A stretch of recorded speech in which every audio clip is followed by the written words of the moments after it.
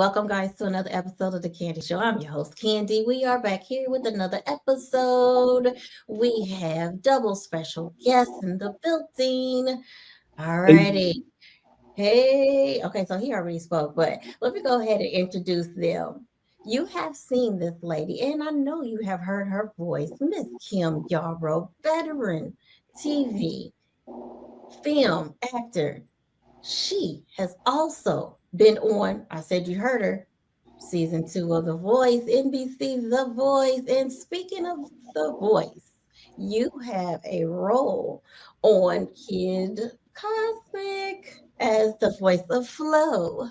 Yes. Welcome. And you're also a singer, songwriter. Oh, and I heard you're a violinist too. Yes, I am. Yes, welcome everyone. Miss Kim Yarbrough. And the gentleman over there clapping it up, Mr. Dre Infinite, in which he has been on the Candy Show before. He is Yes. an independent music producer, sound engineer, and also the hip hop rap culture who has a song out and multiple song out. But I'll tell you what, we're talking about the song of the butterfly with Miss Capri. Yes. Doing real Welcome, good. Mr. Dre, back again. Yeah. Woo! We love Oh, Dre. yes, we do. Oh, Welcome you both to the Candy Show. Thank you. thank you. Thank you. You're so welcome. I have to give a shout out to the person who made this possible, Mr. Andre Pittman of Enthroned Yes, Records for sir. Entertainment. Woo, woo, woo. Love Andre too. Alrighty, guys. We are here today because there is a new gospel single out in which both of you are on. Miss Yes. Kim Yarbrough, tell me a little bit about Knock. Oh wow. Knock is a song that I wrote 10 years ago or more. So it's been 10 years in the making. And I recorded a little snippet on my phone, handed it over to Dre. Well, Andre and I handed it over to Dre. He worked his magic on the track. Um, and the rest is history. It just kind of came together. It was like a match made in gospel heaven. So, Nice, yeah. nice. Well, you also have some congratulations in order as well, because we're talking about Enthroned Records, ENT. You just signed with them too. Congratulations, Miss I Yes, Kim. did. I'm a yes. newbie. And I'm so happy to be on the Enthroned Records label. It is climbing to higher and higher heights, and there are so many wonderful people and so much talent on this label. It's really getting ready to do great and big things. Okay, Dre. She said that you and her, you have teamed up. Yep. Give me a little bit of background about how you came about teaming up with Miss Kim. All right. So Andre Pittman, of course, the middleman deity. He said, "Hey, I'm working with an artist. She has this record, and I just want you to take a listen to it." So I listened to it. We went over it, and I was like, "Yeah, okay. We need to rework it." So there was an idea with perhaps throwing a sample in there, and for me, the sample didn't work. Yeah, it Um, didn't. it didn't work. So I just like let's just get the vocals, and I built the track around the vocals. And that's just it. How I was hearing it, it's like I have the bases, and going back and forth with Kim and Andre on how what they're hearing as well, where things could. We sat down as a team effort. To be honest, once we got the foundation of where we wanted to go with the track, because we wanted something like Kim was stating earlier, something that not just a regular gospel record. We wanted it to be a record and a praise record, but a record that everybody can listen to and get into. But I knew that musically it had to be, if you want everyone to get into it, it's got to be compelling. So there's the sound of drill music that's going around that's hot right now. So I was like, let's try to do it this way. Let's put a little more edge on it, but keep the message the same. So we put the edge on the music, kept the lyrics with the message, and it worked out. So we're crossing new grounds now. And it The was great to see battlefield, that. we're I crossing into the battlefields. That's for sure. definitely. Yeah. When I wrote the song 10 years ago, things music was a lot different. Things were a lot different. And Mhm. thank God for Dre and his ear. I was actually sitting in church when I wrote the song. I was a member of Della Reese's church. She was my minister for 20 years. And I'm sitting there, usually part of the choir, but today I'm sitting there listening to the band rehearse, and I'm like, and the lyrics just came up and the melody just came up in my head. And 10 years later, music has changed so much, and Dre's on top of it. So we just I, that collaboration, it was in order and right on time. yeah. It was, I blame being on top of that on being an engineer, because as an engineer, I work with them all 8 to 80, and Mm. so um, with that working with them 8 to 80, and so I get to hear what the kids are talking about, but I also get to hear what the grown folks like, and then you got to figure out, okay, where can we bridge this at where everyone can like the record, you know what I'm saying, or at least understand the record. So and granted, grown folks don't mind listening to the kid music. It's the lyrics that's on the kids' music that they have an issue with. We all Yeah. like to get turned up and pop around, but it's what you're saying that we have a problem with. So let's cross that bridge. Let's make it. Let's put a little message on it. Let's put a little more thought into what we're doing. That's why when I got a hold of those vocals, I was like, "Ooh, I hear what you're saying. Let's build around it. Let's put this street on it, because it was, I guess you could say it was like a Trojan horse situation, because you hear the track and you would not think that it's a word behind it, you know, but it's a word, knock and the door will be open. You know what I'm saying? So it's a message behind that, and that goes to say a lot, So I've been hearing that message over and over and over and over while I'm building this record. I'm listening to these lyrics. I'm listening to her voice. I'm listening to her attenuations, her passion, and the lines that she's saying. The ad libs is what really got me going, because that's what people jump into. And then heard that I was a sound man at church for about 7 years. So praise and worship, I know all about it. It's a sound. Praise and worship is a sound. It's a vibe. So I wanted to put that street vibe with a praise and worship vibe, and that's what we got. And And you that's remember what Andre said when we were in the studio? He said, "Man, you got to look up your Bible scriptures to find out some of this stuff she's talking about in here, because it's a Sunday school lesson." yeah. Mm-hmm. Yeah, You it's a beautiful know, record's dope. That's all I can say. I know Thank it's gonna you. move. I know it's gonna move. I know it's gonna move. That record's gonna move. It's gonna make noise. I know it. I know it. I feel it.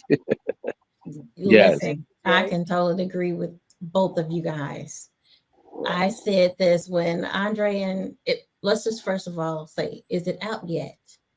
Can they get it yet? Not yet. Not yet. Not yet. It's going to be probably in the next couple of weeks. Definitely in the month of December. I just did some video drops for it, and the video drops say coming soon.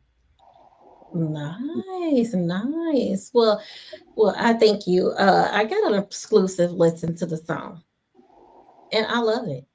I love it, and everything. I can't even say anymore because you guys said it all. I liked how the bridge was with the modern, It's easy on the ears for everyone. Yeah. The message is very simple, and I mean that in a respectful way. It's simple when you can understand it. It's right Hmm. to the point, Hmm. It's and to the I point. loved it. It's to the Yeah. point you don't get lost in the sauce with the track either. You get that vibe. Okay, okay. I'll get a little praise. Yes, yes. And you know what? I can cry, I can praise, I can do a little shake, Yeah. Hmm. but and then because of the repetitiveness repetitiveness of the words, knock and the door shall be open, Hmm. you know, seek and ye shall find. It's I fine. love it. Yeah. I love Ma- it. Matthew 7:7. Woof. Look, okay, we are on a Sunday. Y'all gonna get me to crying over here, I'm telling you, because that's how I felt with that song. And I heard knock, knock, knock. And I'm like, oh, I hear it. I hear it. I Hmm. hear the gospel. I hear I'm in the church. And it's okay. Yeah. It's okay to feel this one. And You that's what know, I you know. wanted for the mix. That's why I wanted when people hear it, I wanted them to feel like they were in church. So you could Mhm. crank that up in your car and you on your way. If you didn't make it to church today, you gonna get it in the next 3.5 minutes. Right. So that's what I wanted. I wanted praise, and praise and And worship sound, and that's what I was shooting for. And yeah, I had to be. I mean, I've had a great track record with a lot of gospel legends. I never thought in a million years I'll be have worked with these people, been anywhere near them in the capacity that I was. So it's I guess everything happens for a reason. The roads I traveled and the people I met, the things I've done, they're all coming down to moments like these. So I'm super to hear you say what you're saying about that Yeah. record is really really I don't know where I'm looking for, but it's just awesome to hear that what I was visualizing musically in my ear to hear someone actually catch on and like, yeah, that's what I got out of it. Like you could cry, you could dance, you could shake, and you get that praise and worship vibe on it. And that's what I'm like, yeah, okay, we on the right. And she's singing the hook.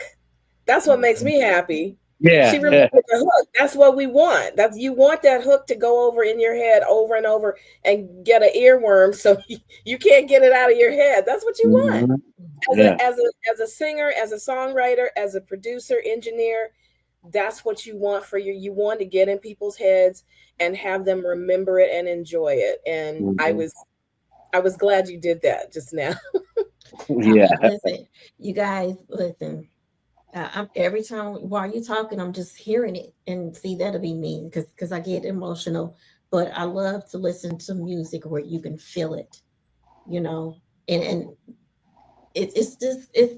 I can't even say anything else. I mean, because I'm steadily gearing tear up just because those words. And if you are a seeker, and even if you're not a seeker, because I love your 4 bars that you came in with, right? Hmm. Right. Let me just, it's like, oh, okay, well, I was all the way over here. But because this happened in my life, he made me come. Right. So I'm like, ooh, Lord, woof, woof. You got to be able to Right. feel. Right. I have to be able to feel it. I grew up listening to Whitney Houston and Michael Jackson, and Michael Jackson always said in his interviews, if I can't, he used to tell his band, hurt me, hurt me. I want to feel the music up through my feet because that's what moved him to dance. And as we all know, once he got into that dance, Michael just disappeared and there was nothing left but the dance and the music. And that's how I create. I want people to feel it. I want them to feel the beat and I want them to feel the lyrics. I want them to hear what I'm saying. Yes. Yes. They definitely will. I like the versatility too, guys, because it's not just a gospel inspirational song. Guess what? I hear it in a movie. I hear it in a play.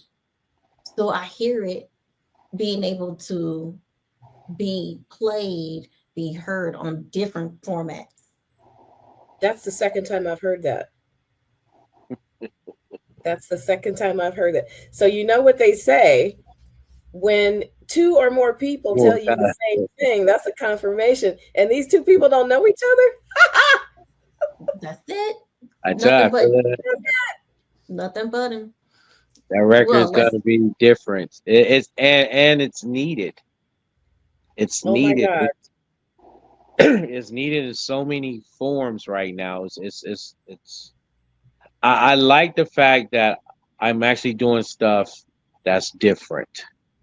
Um, that's cutting through all the monotony like hot butter, like a hot knife through butter. We're cutting through. I did it with Capri, with the hip opera, and we're doing it again with Knock, and I'm gonna keep doing it. I'm gonna keep cutting through, and I'm gonna keep cutting through, and I'm gonna keep going against the grain, and I'm gonna keep not listening to what people say as far as how music should go or what it should be because I'm in the trenches.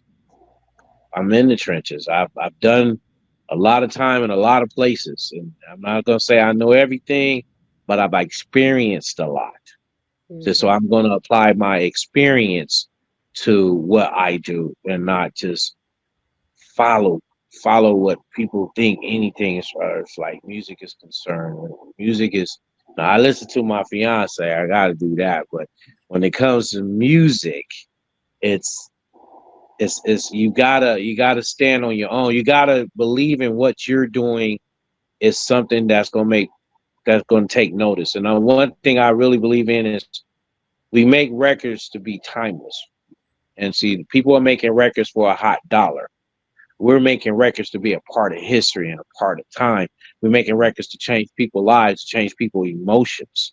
That's what the whole basic of music was in the beginning. Music is entertainment, but it's also emotion. A lot of people pour out their emotions into their music, and so to hear what you're saying about how that record is touching you from all different aspects is awesome. That just lets us know that we must definitely continue on what we're doing and the path that we're on is correct. So I'm And I, definitely glad to hear that. I think Dre's right at the, especially on the, I want to tag on to the beginning of what you said. You're right. It is so needed right now, not just because of the state of the world, but because there is so much regurgitation out there. People are just doing the same things over and over again and trying to piggyback on what somebody else did. And it's Hmm. like, is there any room for originality in there? Anywhere? This is why every snowflake is different. This is why everybody has a different fingerprint. This is why everybody Hmm. has different hair, skin, wear different clothes. Why can't we? What's wrong with being individual? What's wrong with being, authentic and true to yourself? Because when you get that whole pot of gumbo in there and everybody's being who they are, it's a beautiful thing. Why Yes. wouldn't you want that? Why would you want to do the same thing over and over again, or over there doing what she's doing or what he's doing? I don't want to do that. I, Right. I Right. I buy a dress from the store. And if I see myself walking down the street, I'm taking that dress to the Goodwill. Oh my gosh, that's a good way to that's a good way to put it. Now, Kim, we have to get a little bit of back history on you. I know I spoke earlier about you being a veteran. You're being a veteran, and spoke a little bit about you being a violinist. Yes. I want to say this. So I used to play violin, like back in elementary. Really? I did, but I couldn't get it, just was hard to stay up there. So that wasn't the choice of the instrument that I continue to play. But just know I have a little experience. You mean it was hard for your muscles to hold up the instrument? Correct, correct. It was really hard. Oh, okay. Like back in the elementary, because back then, I don't know, this elementary and middle schools is where, you had the music classes and they had all these different instruments and things like that. But I Right. did choose to do the violin. So it was a little different for me. But now that I'm older, I can appreciate it. And I would definitely have no problem with being trained or just having a little session to pick? I Now my do muscles are a little bit different, Yes, I do give lessons. And yes, it's playing an instrument is like anything else.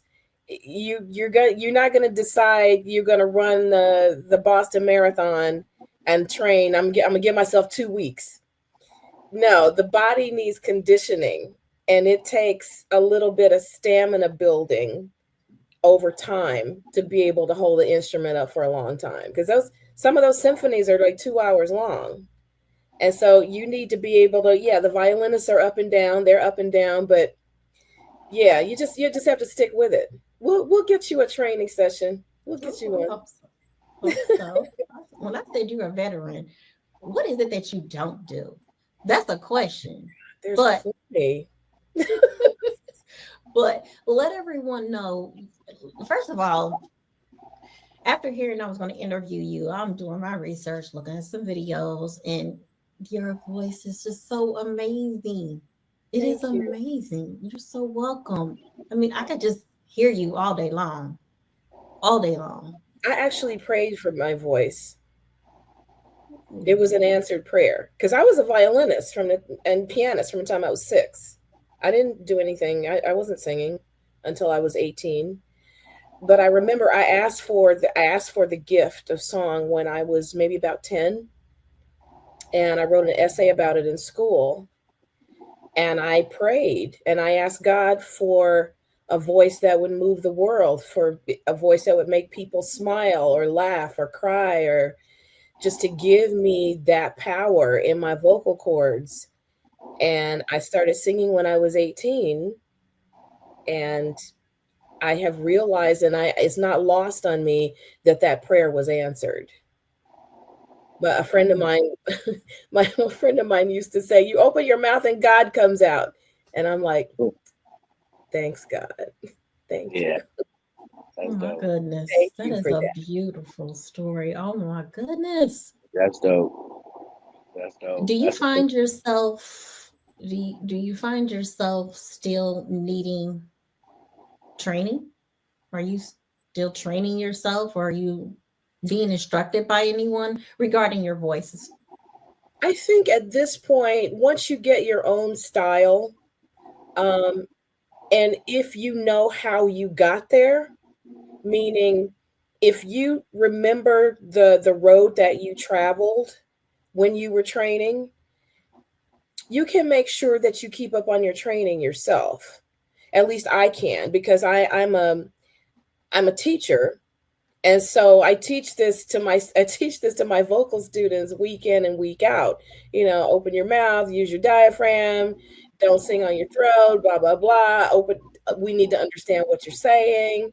And so I don't know, I guess I could take a lesson or two, but I feel like what I do, if I do it consistently, if I practice what I preach, I'm pretty good. I'm pretty solid, I think.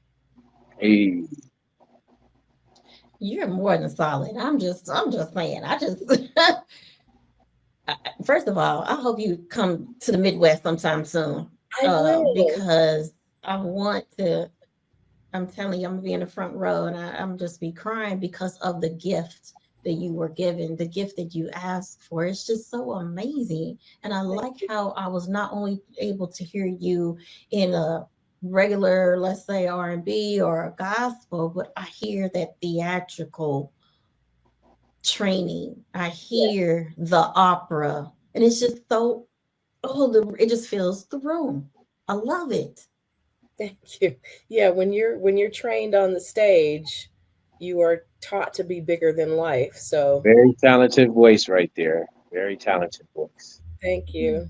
Thank You're you. so welcome. You have other accomplishments that you're a veteran TV and film actor. 15 years I've been in the film and TV industry, acting. I and making my living as a working actor. That has been the biggest blessing and the biggest surprise because, when I came out to Los Angeles, I wasn't a teenager. I came out here going, I'm going to be an actress, like knowing nothing. just absolutely nothing, but I had my theater background. I had that, and I knew that that would help me. And got here, got two agents, lost them right away, didn't find another agent for 10 years, and I've been working ever since. I've been What working surprises you to this day with your acting career? that I have actually been able to make a living out of it, actually have a pension and health insurance and all the things. Have, on the red carpets, in the limos, doing the work, in the classes, just eating it up and loving every bit of it.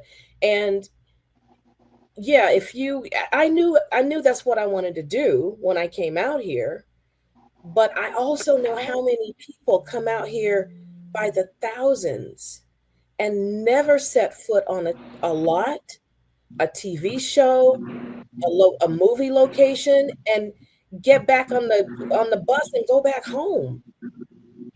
So again, it is not lost on me how God has blessed me. Now, Dre, what was the one thing that surprised you about when you heard of Kim and you were about to work with Kim? Her voice. It was very, very, there's a lot of confidence in it. And she knew what she wanted. And because they also recorded it with me. So being able to work with an artist who knows what they want and how they hear it, it makes my job a lot easier where I don't have to, because I'm not a vocal coach. You know what I'm saying? I just know good or bad vocals. But Kim has that training. So she knew what to fix, where to fix it, how to fix it. And it just made life that much. That was right there like a big plus. It made session time half of what it would normally be if you had to have a vocal arranger sitting in the studio going everything, and and same thing with several other producers picking lines out. You're doing 10-hour sessions, but we were able to get a lot of stuff done in a short amount of time. And just the fact that she was knocking these leads out and she did it all. I was impressed. Like I think I was most impressed with the way you were able to your harmonies. She was on them like those. That's all Kim in those harmonies. It's her and Andre. We gonna tell it, Andre. I told it. Oh, Thank you for saying that, Dre, Yeah, because yeah, sometimes you think, you go into the studio with a producer. There are different kinds of producers. Some want to be very hands-on, some are like to collaborate, some like to sit back, and you just never know if you're stepping on toes or anything. But all I knew is that, okay, I know God gave me this song and I know what he told me, so I'm gonna do my best to communicate that and hope that everybody's cool with it. And so thank you for saying that. yeah. It's not a problem. It's again when you work with people that know the industry, that know the workflow, that know how it goes, it makes everything a lot easier. It makes everything more cohesive. It makes it a better experience. So I I'm can really truly grateful for that. understand I'm that. grateful for the artist and the professional in Kim. Thank you. Same here. Ditto. One Ditto. last question. One last question, guys. This is going to be a fun one. Not Uh, like this session hasn't been fun, but when you're in the studio both together, what did you guys do for fun to try to break up the business atmosphere? Pizza. pizza, pizza, I tell you one thing, reminiscing about how the industry has changed. Yeah. The conversations between the recording and is what kept it, took our minds off of. But it also was a motivator because when we did have those discussions, we were like, okay, let's get to work. It's like I'm ready to work now. Okay, let's talk about how everybody's messing up the game. Let's show them how to do it right. Let's get to work. And you So know what? And we still, once we got to work, we still weren't in there but a couple of hours each mhm, time. yeah, We were in and out. And then, pizza. pizza. True I guess the next thing will professionals. be a stay. We're going to be at the cut after the Grammys. Oh, yes, absolutely. Gonna go ahead and hit Absolutely. the cut over in Beverly Hills. Have a couple of nice steaks after the I Grammys. love it. Let's do